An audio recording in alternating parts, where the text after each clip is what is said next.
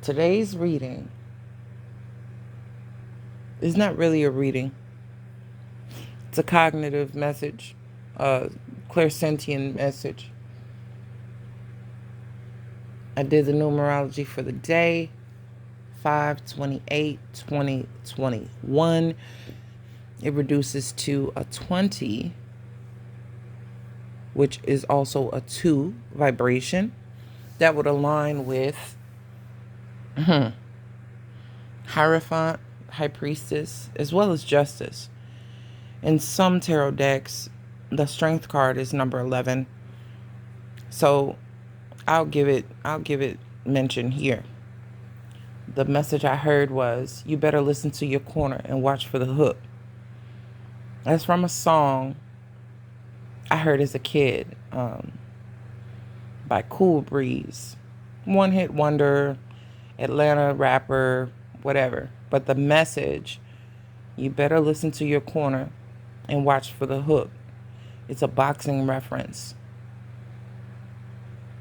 People on the periphery, or if you have vision that can see the periphery, it'll show you. If you have sense of your peripheral vision or just your aura in general, you have blind spots that others can visibly see.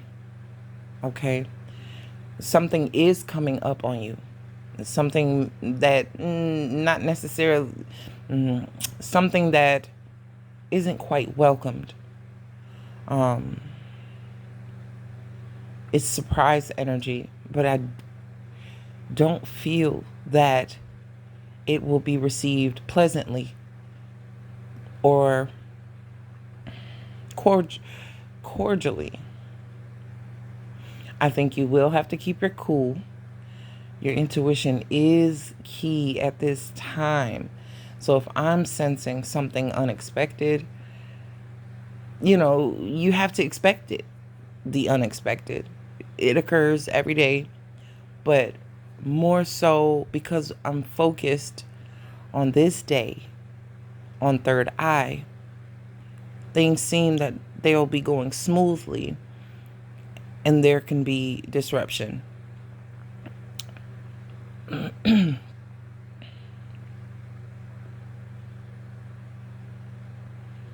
Electronics, we're moving into Mercury retrograde energy within Gemini.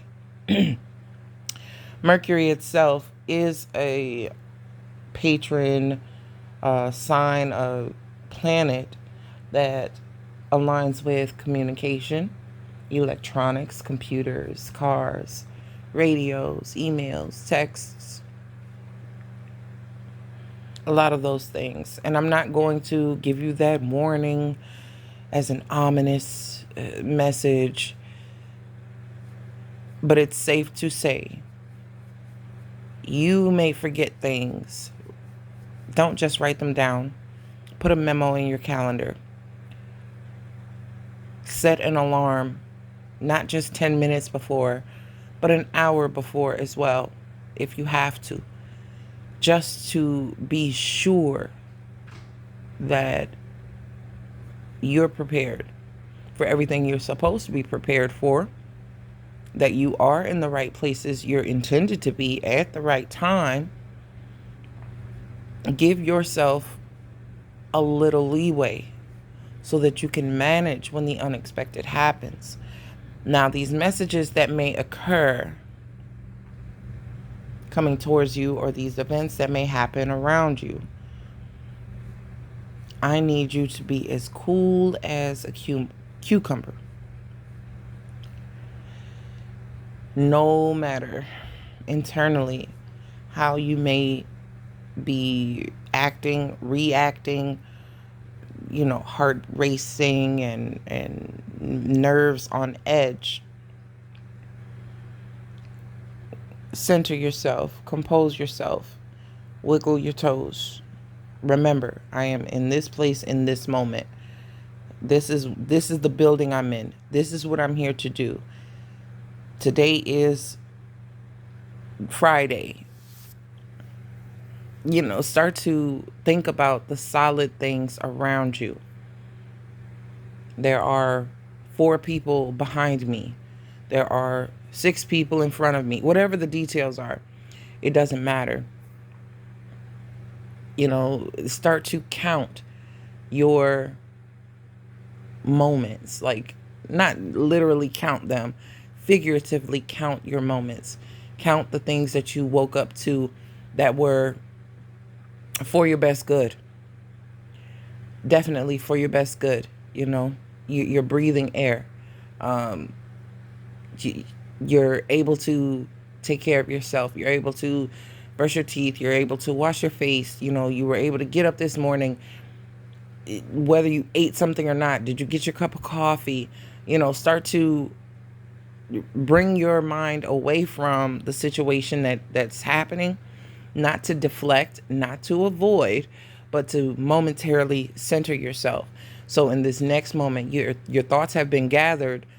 It lets you know that you are in a safe space, that you are in your own body, your own vehicle, your own temple, your own home, in yourself, in your body, your physical being, your physical dwelling.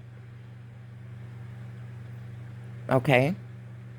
And then take it from there.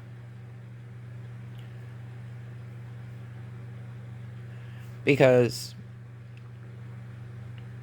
I'm really feeling like you will be tried. You will be confronted with something on the heels of good things happening. Or for those who did not have pleasant things happening on the day 5/27, May 27th, or what have you, things can seem as if they're going from bad to worse. You do not see the bigger picture. You are blind to certain aspects of what's happening. You're only getting what you're tunnel visioned on. So this is why I'm giving you the exercise to open your awareness to what is behind you. You know that there's a certain amount of people behind you or a certain object behind you.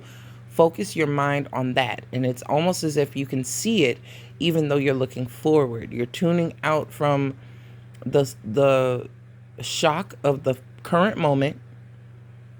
You're focusing your attention on something that is still in the current moment but not in front of your face, just to grab your mind from going away with whatever the situation holds or whatever the conversation entails.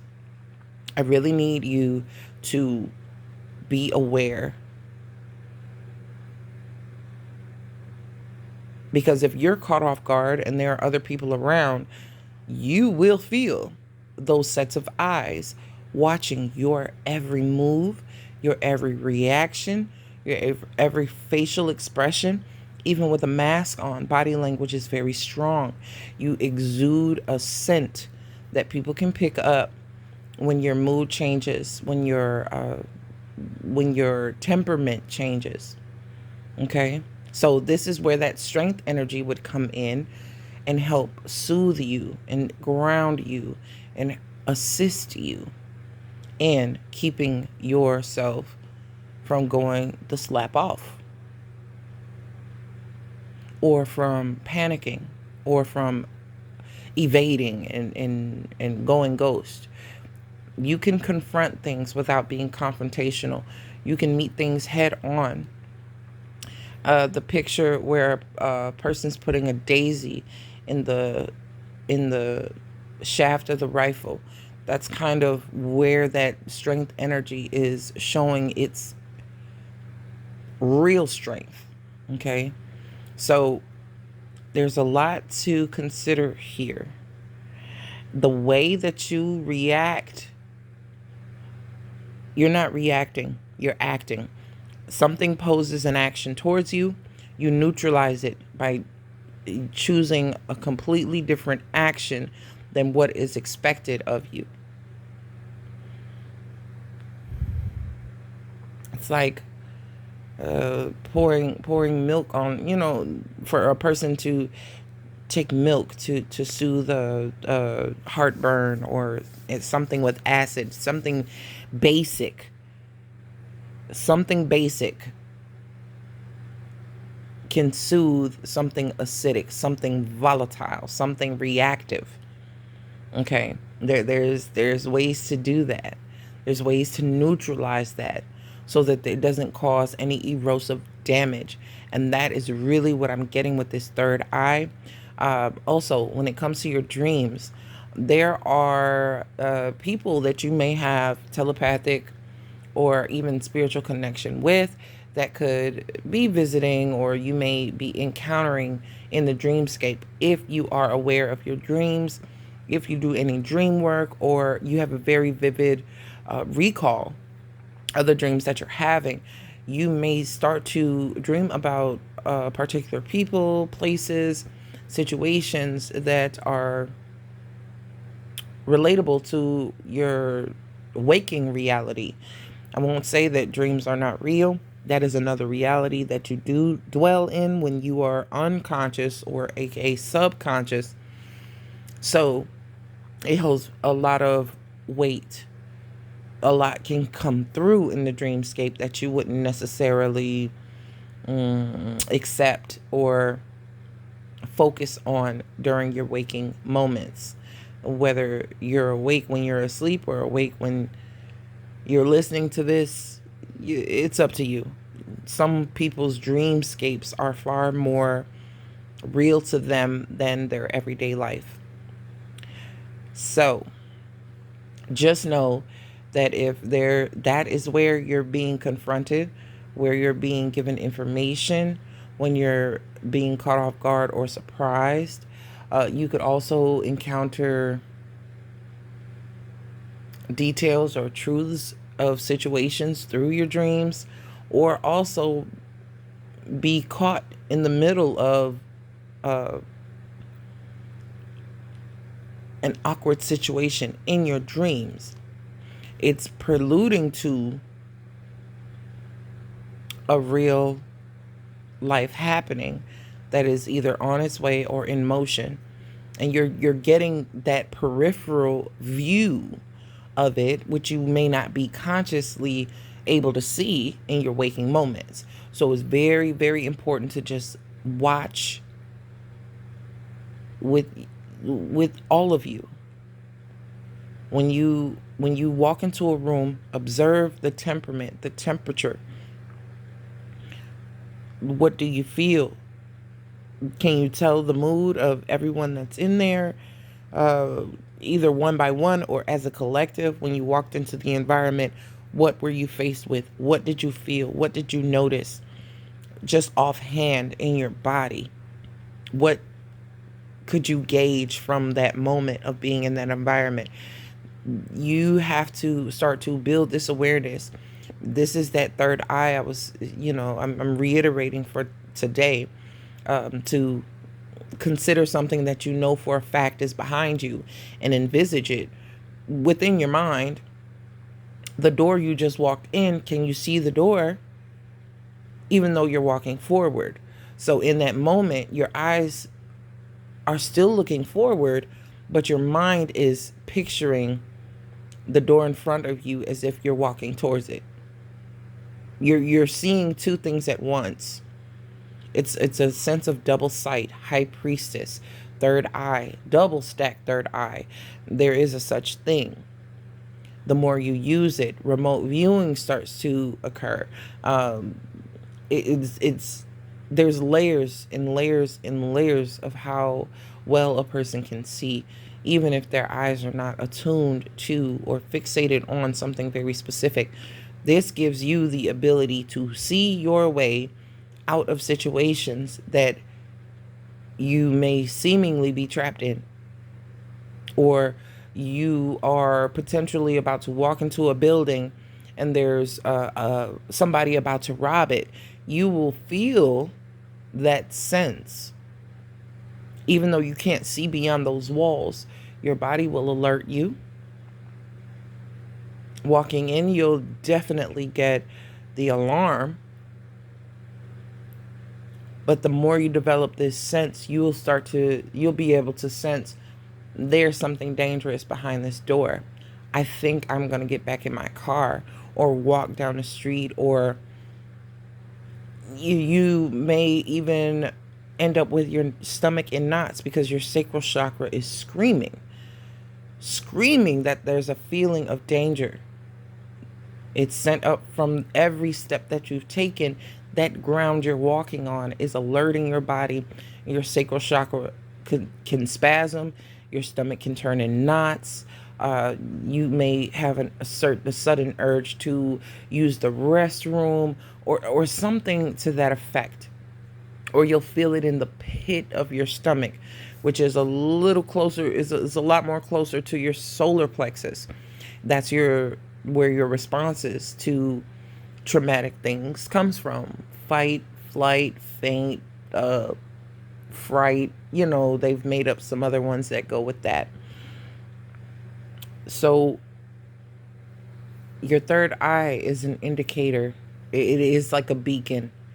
It filters in a whole lot of information that you're consciously not privy to on a consistent basis. Out of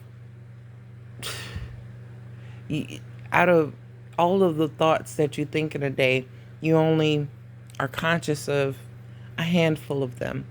So the more you're fine-tuning these bodily cues that you're getting, these subtle messages that you're getting, that strength card comes up again. It's a subtle influence on something so strong. Your conscious mind is very strong because you exercise it all during your waking hours. Your subconscious only is allowed to do what it's supposed to do when you're asleep. And we already know most people don't get the sleep that they deserve, that they need, that's adequate enough for their body and mind to function. So our subconscious and our consciousness, it has this middle gap that keeps certain things out of our conscious mind. And the point of what we're doing here is to bridge that gap so that they work hand in hand, to where you can unconsciously recognize and consciously acknowledge what you're recognizing coming from the unconscious without deterring it, ignoring it, avoiding it, or blatantly disrespecting what your unconscious absolutely knows more than you. So please be aware of your surroundings. The minor safety precautions.